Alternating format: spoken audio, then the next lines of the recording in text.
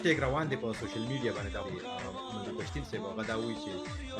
کورم وانټ پیس او دی د پولیسو نه ګیله کوي چې د کورمې چې کوم د پولیسو مشر دی یا ډي پی او د ډسټریکټ پولیس افیسر دی د کورمې هغه د ډسمس کړي شي. آیا د پولیسو په کې څه رول شته، څه کردار شته په دغه ځای کې؟ چې څومره هم امنیتي ادارې دي د ټولو په دې کې کردار په دې شولای شي چې امن قایم ساتل دا د ریاستي ادارو کار دی،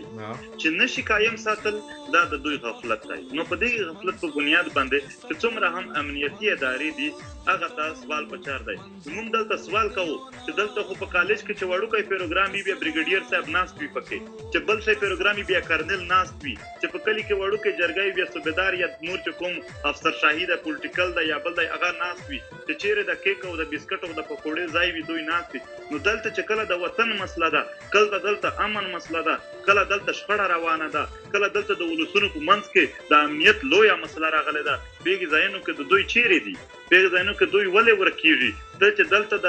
دغه ملکان مشان د نن په مورچو کې ناستي، دا چې کله ستا په کار وي بیا ته راوغواړې او پکوړې هم اتی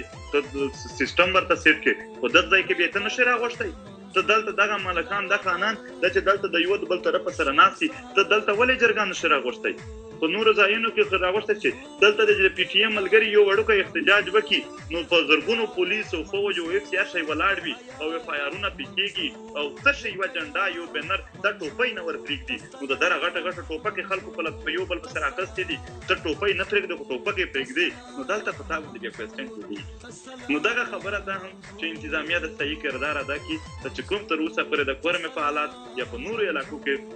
چې کوم امنیتي مسلې دي په هغه کې کردار ټیک نه دی، نو دا کردار دې ټیک کړي. پی ټي ایم راوتلی دی دغې خلاف ته چې دلته د امنیت په نامه باندې خلک راغلي دي کارونه نور کوي، د امنیت ځای چې راشي کوي دوی موږ نه وینو.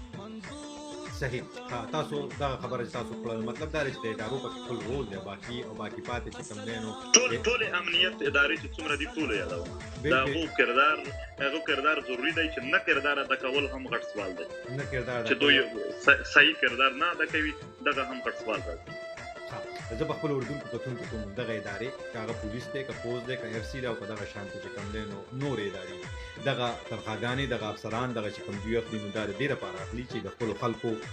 امنیت یا تحفظ چې کوم دی نو هغه یقیني کړي. په کورما کې هم د پولیسو که د پولیسو مشر دی که ډي پی او دی که د تھانې مشر ایس ایچ او دی یا سټیشن هاوس افیسر دی، د هغې دا کار دا دی چې په علاقه کې خپل ریټ حکومتي ریټ پر ځای وساتي او هغه حکومتي ریټ پر ځای ساتلو سره امن او انصاف خلکو ته ورکولو کې دغه یقیني کړي، دغه د ادارو کار وي. نو تاسو موږ ته بیا په خپلو کامنټونو کې ولیکئ ځکه چې ډېر زه داسې وینم دغه کامنټونه چې کوم را روان دي